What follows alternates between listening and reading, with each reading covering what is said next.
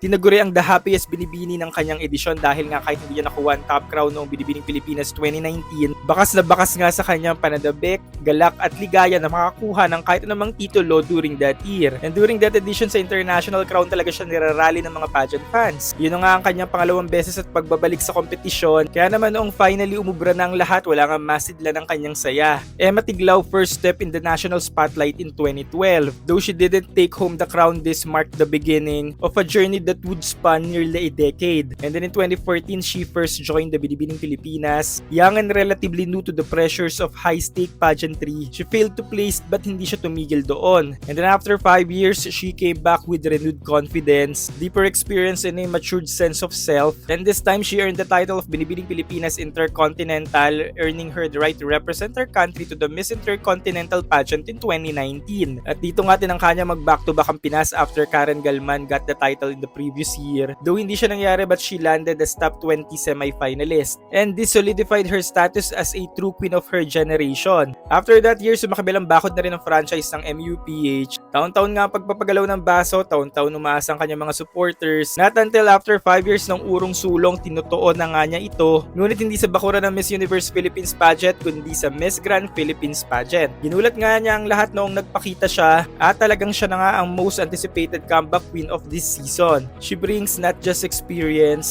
but a deeply personal and transformative journey. And her story is one of quiet resilience, strong character, and an evolved sense of purpose. At karamihan nga ay nag-agree na isa siyang 5B's ideal. Evident beauty and body, polished modeling and stage presence, her articulate hosting career as a news anchor and talk show host, as well as her media influence and ambassador roles, and her compelling comeback narrative, a strong momentum and expectations in continuing CJ's legacy. Her story teaches us far more than how to win a crown. Growth takes time, don't rush the journey, came back wiser, sharper, and stronger. We don't have to bloom early to bloom beautifully. Failure is not final, show up again and again, and trust the magic of trusting the process.